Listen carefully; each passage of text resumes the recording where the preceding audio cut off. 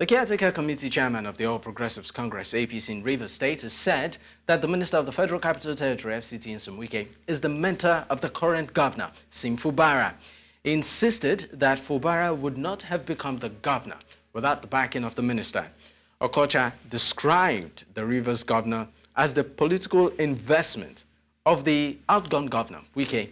The APC chieftain stated this during an appearance on a recent interview on television. Well, to discuss this and, of course, shed more light on the issues, that connect with this is Sogbeye Eli, is actually a legal practitioner. Thank you for joining me on the program, Eli. Thanks for having me, Dapo. The name is Sogbeye Eli.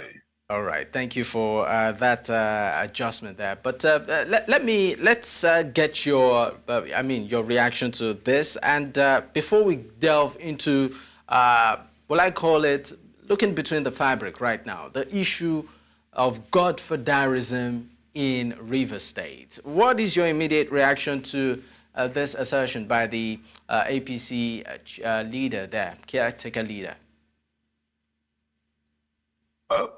My brother, my friend Tony Okocha is entitled to opinion. I'm not privy to the facts available to him. He was an aide to Nyesom Wike when he was Chief of Staff, Government House. In fact, his emergence as Chief of Staff in Amaechi's second tenure as governor was one of the grounds for disagreement between Amaechi and Wike. You can verify that. So he knows. He's been around Wike, so he knows who is. But I think he should try to be regional. I guess that the idea of calling the governor Wike's political investment derives from what his own master before now, Magnus Abe, had called himself. He said it was Amaechi's biggest political investment before now. So maybe he was borrowing from that same assertion. But I know that Wike and Governor Siminalayi Fubara had a relationship over time while he was in civil service, and it was Wike that appointed him Accountant General of the state. And then, of course, as the outgoing governor, was the one who was the party leader of the PDP at the time. Siminalayi Fubara emerged as governorship candidate in 2023. That bit is public, matter of public knowledge. Other details are things I'm not privy to, I cannot tell. All right, let's look at the issue of Godfatherism, particularly in Rivers politics. I mean, this dates back to the 1990s when politicians like Chief Augustine Merukini and Dr. Peter Odili emerged as powerful forces in the state politics. And just notably recently, we have the likes of Nyesom Wike, Rotimi Amaechi, Magnus Abe, who have been very pivotal when it comes to the political direction and headwinds in the state. I'd like you to talk on that.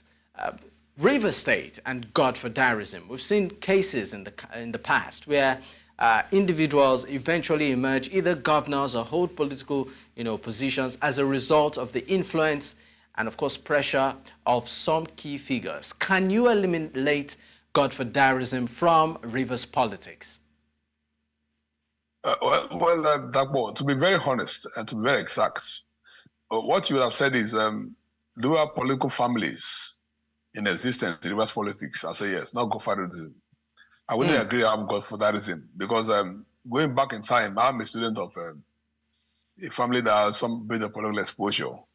Between 1979 and 1983, my father was world chairman of the Nigeria People's Party, NPP, in Old Degem and Low Government area. At that time, Mayford Okilo was governor of Rivers State, and it was in the NPM. Now, he was the one that extracted Rufus Sada George from where I was working in Shell as a chartered accountant working in Shell to become the Secretary of State government after the first SSG appointed Regional Furo died to balance the equation from Lokreka axis. Now, it will begin from that point. By the time we got to the Third Republic, which was botched under the transition that Babangida held up to all the way to Abacha, then to Abdullah Abubakar. When we had that time that we had the governors elected, Babangida president ahead of 1993 June 12 election. Ada George was backed by Kilo, the governor of Rivers State. Okay? Now, that was the scenario we had. Other judge appointed his cabinet, but his deputy governor was Peter Deli. Now, in 1999, when the First Republic got underway, most of the elements in that judge system, which is a carryover from the Kilo era, were prominent players in orderly administration. Don't forget also that as of 1996, after they created Bayelsa, the elements around the Kilo who are Bayelsa faction left to hold forth in Bayelsa State. So we don't really have what we want to call godfathers. We have political families. So in this family, I'm sorry, you said you really do not have godfathers, but political families. So what's usually the relationship between, let me use the word proteges, and these political families? How would you describe the relationship? I'm trying to trace the family tree so you understand how it came about to look like we have godfathers. Okilo in this dispensation is the first elected governor of River State. Ada George is an offshoot of Okilo. Peter Deli is an offshoot of Ada George. And then, of course, around Peter Deli, you also have people like Ruth Amechi, who was under that George, both essay to the governor on education matters, student affairs, and then, of course, essay to the deputy governor, Peter Deli. Now, under Deli, Ruth Amechi emerged as Speaker of the House of Assembly. Now, from there, you had people like Wike, who were local government chairman, who was originally in the Sergeant Awuse political school. Sergeant Awuse was the most consistent governorship candidate of the Kwere extraction, next to people like Chief Eric Asso, who ran the platform of the SDP. That's the perspective we follow. Eric Asso ran against Ada George and lost elections in 1993. So that's where we came from. Now, so from the division C is, you may want to say part also, in-house school, if you don't want to call it palace schools, that are led to people who are hitherto in one family fighting each other now. So we don't really have what we want to call political godfathers in River State. It's one political family that moved on from one level to another, and then unlike what they have, like seamless transitions elsewhere, here we tend to want to assert who we are when it's time for power and all that. That's what happens here. Okay, because I'm trying to sort of, put what you're saying with the context, within the context of what you would describe as a godfather relationship with either a mentee or protege or someone that, they're trying to, bring up. And part of the characteristics that makes, a godfather is influence, financial support, the fact that the godfather is able to amass such a great deal of influence to ensure that his will is bidding at the end of the day finds fruition.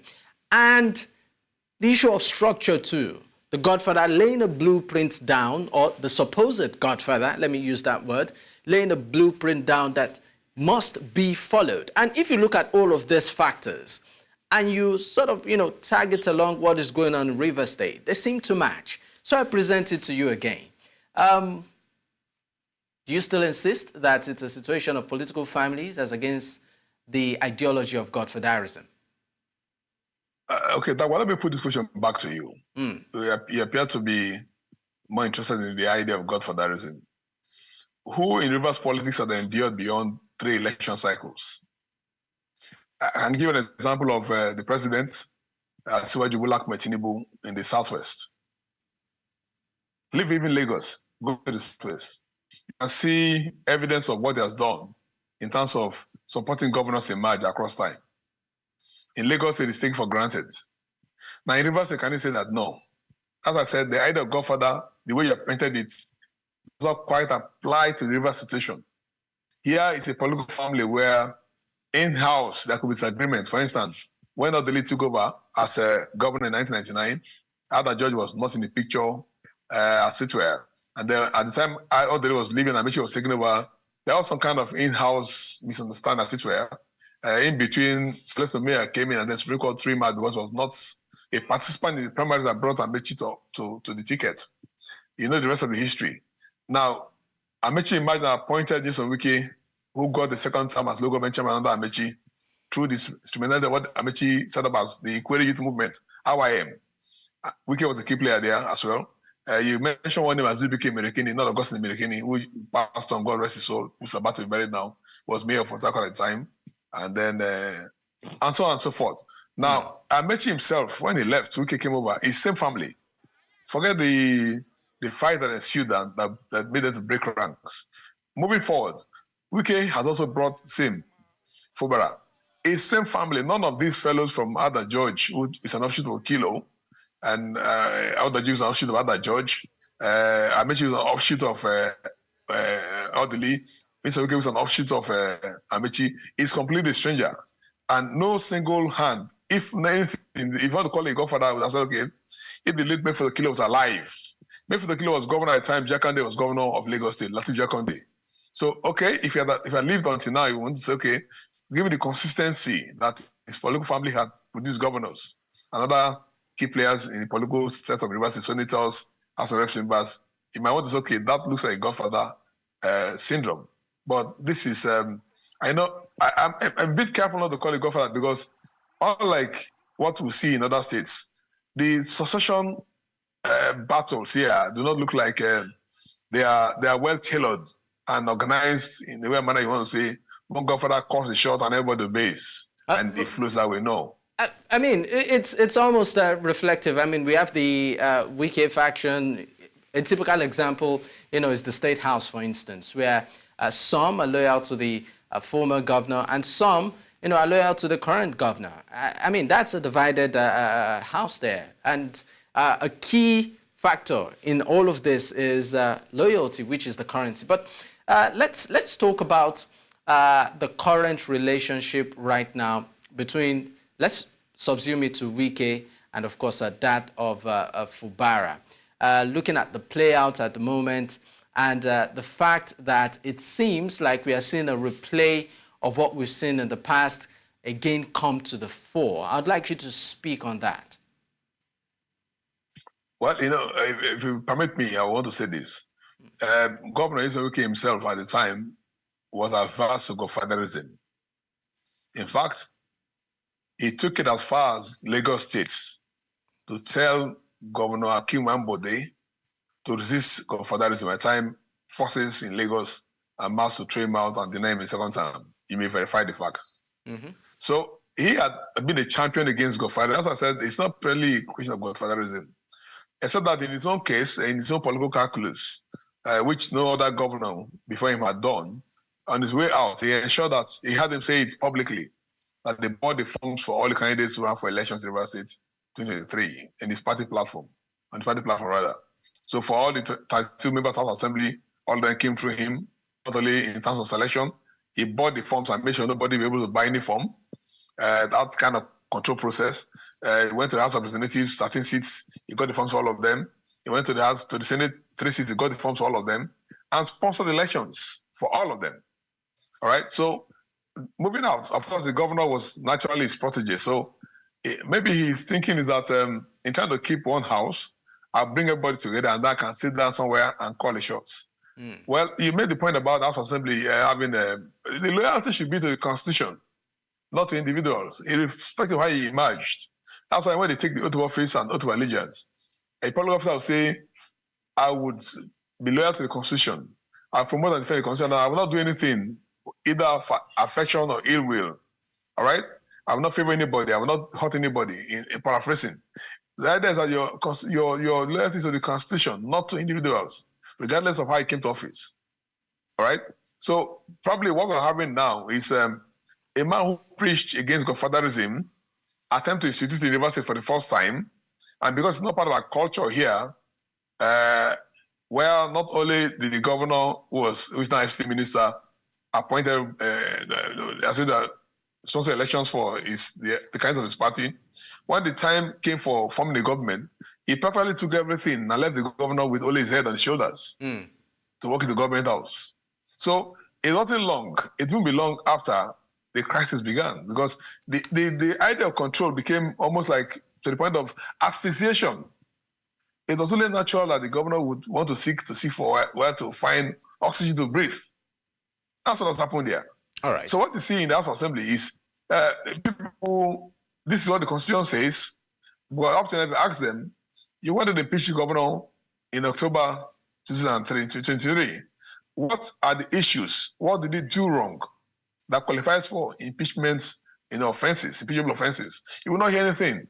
Just today, we are seeing letters flying left, right, center from the Thursday judgment of the appeal court, which set aside the order of interlocuting injunction restraining Amewule and others from parading as assembly members or speaker. Now they forget that that order, that setting aside of that order, is not dealing with the issue of defection. The Supreme Court, the Appeal Court, concentrated on explaining what Section 272 sub 3 means vis-a-vis jurisdiction of federal courts and state courts in handling issues of tenure. Now the issue here is not determination of tenure. The issue here is one of defection, which is under Section 109 sub 1G of the Constitution. There are two different things. I mean, so arrest for that Supreme. I mean, arrest for that Appeal Court decision. Today they have issued a letter to the governor, giving notice of 7 days to represent the budget. I read it, and this guy's not ready for peace. I mean, they're ready for peace. I mean, talking about peace, we've seen where, doing in the course of the back and forth, and of course the impasse between the previous governor and the current governor, where some individuals have said that they want an end, a final end to issues of political influence via, whether through Godfatherism, basically an end to the so-called structure. So my next question to you is this: is it possible to, run politically in a state like Rivers without the influence of, in your words, the political families, or maybe in my word, the Godfathers? In politics, everything is possible. The word impossibility doesn't exist in politics. It depends on how the factors play out per time. Okay, there's no absolute formula, or what you want to call maybe a roadmap to achieving power anywhere in the world. So Rivers State cannot be an exception. When the dynamics fall in place, for instance, let me give you a scenario. Rotimi Amechi lost the governorship to the PDP in 2015 because he was backing Dr. Dakuku Peter's side, right, the APC, to Nyesom Wike, because Nyesom Wike was riding on the crest wave of supporting the president at the time, Goodluck Jonathan. So people turned attention to the just struggle to deny Delta issues instead of looking at the campaign issues, to look at who is Nyesom Wike, who is Dakuku Peter's side, so you can distill the issues and decide on which side to vote for. So Dakuku was one against the headwinds of the moment, because people are having sympathy for Goodluck Jonathan as president. Now, the same theory that Amechi used in picking Dakuku Peter's side at that time, which was to have a balance, a geopolitical balance. So power would go to the Riverine for the first time since 1999. Power would go to the River Southeast Central Zone since 1999. Now, the same theory that Wike applied after 8 years. So bring Fubara, Siminalayi Fubara to government as today. So you may want to ask the question, what was the point of opposing Dakuku's candidature at the time if you knew that that balance was necessary? So here we are. At the time in question, the factors in contention show that, look, if you because he had the Jonathan backing, it was easy for him to ride, even though he was taken over from Amechi, who is his fairly great brother, which should have been an impossibility at that time. But it became, as I said, in politics, it's not like impossibility. At that time, the impossibility became possible because he was riding on the crest wave of supporting the outgone president. Take away Jonathan from the picture, we could have defeated Dakuku in that election. That's the truth. And because he also knows that that's his position, that's why he went back to Semopobo to bring his candidate for 2023, which is now the governor of Rivers State. So going forward, the dynamics of the hour will determine what happens. Whether or not their political families, whether or not their structures, is a function of time. If the structures are able to keep themselves together or fail to keep themselves together, when the time for elections come, for instance, now, our state is clearly in a direction. People think that Wike is becoming overbearing. He has done his 8-year term, he should leave the scene. People think that trying to run a government in the name of putting everybody around Siminalayi is an unconstitutional third term. And people also think that all of these things have happened in the last few months. House of Assembly attempts to impeach the governor, local government chairman saying they cannot go when the term is over, all attempts to cause a distraction. And the more he does it, the more the man wins sympathy from the Rivers people. These factors will determine what happens 2027. Now, that's the truth. Okay, so regardless of what kind of support base the governor had from him in 2023. 2027 might be a different ballgame entirely. Okay, yeah, I mean, I'm going to take you on that. In your words, you said the dynamics of the hour determines what happens. No, so I would like you to apply to, in the context of the current administration, Nyesom Fubara. Do you think he has what it takes to maybe effect that change? Is of course, without holding brief for him, let me tell you this. The Siminalayi Fubara you see there represents a generational quest, a yearning, an enduring aspiration, as it were. Rivers State has a funny, very, very funny geopolitical composition from beginning.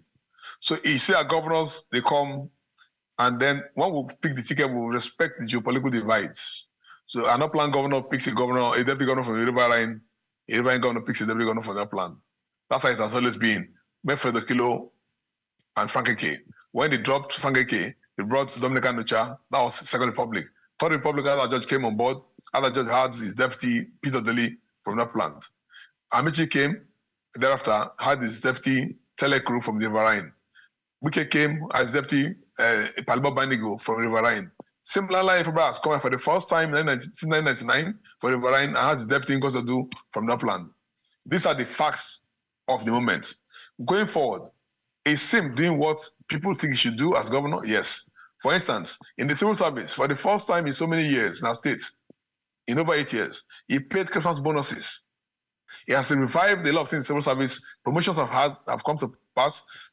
That was stagnated for so long. People were signing for so long. So in the civil service setup, if you throw an election today, he will win hands down. He turned out the rest of the economy is touching base with people. Apart from the distraction, things are happening. So when the time comes, the hour will speak. The issue of the moment will speak. At the moment, but for the fights that is happening within his party, and for those who probably, for one reason or another, are unable to leave the party or another party who are causing distraction, he's focused. I did a campaign for him. Support if I was spokesman for the APC, governorship candidate and another candidate in 2023. So I shouldn't be able saying, but I'm saying this now from the point of view that you know, elections over, this is governance. It is clearly the case right in my house. I'll tell you, I know people are civil servants who that bonus that the governor paid at Christmas time, the spanker entered into their hearts. If you call an election today, those people will not look at any other candidate, but they must look at him. In other areas, he's intervening. Today, you go across the state, things are happening in their bits. It's completely projects initiated by the last government, and you will see him come and say, let's fight and then leave the issues and job undone. No. So just today, he had given the Equity group where Wike comes from, back Equity about the 100 million here, and I was planning to build a new secretary for them because the old one that was built when Amici was speaker is cut up by the Equity interchange. It's almost not usable. Now, talking about the inquiry, the inquiry, let's also explore the, if at all, influence of tribe in all of the politics and politicking within the state. How much of, well, I say an influence do you, or impact do you, or would you say tribe or tribal affiliation or sentiment, has had in all of the current politicking? In the current politicking, not much, and I'll say that for emphasis, because the Rivers people are traveling in trajectory. The line between popularity and losing popularity in Rivers State is very, very thin. I told Amechi was doing very well until Wike brought the facts of Jonathan in. And so then Amechi became like an enemy of the people. That's what's happening now. You think you're very popular. One step wrong, and everything collapses. And that's why you see what's happening in Rivers State since the attempt to impeach Siminalayi Fubara failed. The governor has a momentum. Let nobody tell anything. He may want to send a correspondence to the streets. Let security agencies send their intelligence networks to work. What you get from the streets, undiluted, unadjusted. Permit me to use that kind of word for want of right expression, is people have a clear direction. A governor has been elected for Rivers people, rightly or wrongly, is in office. He's doing his work, and should be allowed to do his work. That's why people are not happy with the members of the Assembly who, on their own, voluntarily on their own, regardless of the provision of the Constitution, defected on their own to please their paymaster. So no matter what happens, people are siding with the governor because he did not in any way, form or manner, push them out of the party. Now, if they are responsible enough, and I say so advisedly, if they're patriotic enough, what they would have done at this point is to surrender. What then by that? The Constitution gives room for fresh elections. That's it. We have 3 years ago in the tenure. You have a fresh election so we can fill all the seats that have been vacant right now because there's no way the evidence that is before us, all of us, even because of public opinion, when the matter goes to full trial, will be thrown under the rug and act like nothing happened. No. They defected. The consequences of defection is that you lose your seats.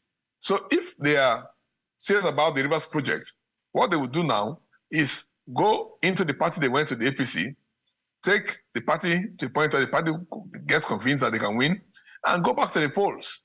There are 27 of them. If they win the confidence of people and get re-elected, they come back to the House and legislate for the good of Rivers State. But at the moment, they are interested in obeying the whims and caprice of whoever brought them to the office. Now they forget that apart from the ticket that they got, Rivers votes was what sent them to the office. So in terms of what took you to the assembly, it's not who gave the ticket, it's who gave the votes that took it. Because what Electoral Act looks at and what INEC what's letter of return to is not who has the party, who gave the party ticket. It's the votes I got from the field, from the electorate. So for me, the perspective to take right now that being okay, enough of the hostilities. It's time for the sake of peace, quiet, and progress of our state to sit back, do stock taking, and return to the brass tacks. Rivers people are expecting the government that will deliver, like every other states, that have citizens in this country. Governance is going everywhere, Rivers is the only one in the news every other day with crisis. And this crisis, those who ascended the crisis have said they may not win, but they are there to trouble the governor. And I think it's time for the president, the commander-in-chief, to step in. Because let me tell you something. What consumed the First Republic was the internal crisis, as it were, of the Western region. If you think this is a Rivers State issue, given the strategic position of Rivers State, if it did not step in, and you know the last time the president stepped in, you know it was a squid attempt. That's why it didn't work. You listed 8 directives in the presidential directive, and 7 were outside the governor. And even when they said, okay, it wasn't a destiny, it was going to manage it, every day these other men sat down who are already limping constitutionally was to override the governor, or to veto him. But they're just, so those things are not working out for Rivers people. So Rivers people are on one side, I mean, the vast majority, and the governor is in good stead. All right. Sogbeye Eli, thank you so much for your time on the program. We deeply appreciate your insight. It's my pleasure. Thanks so much for having me.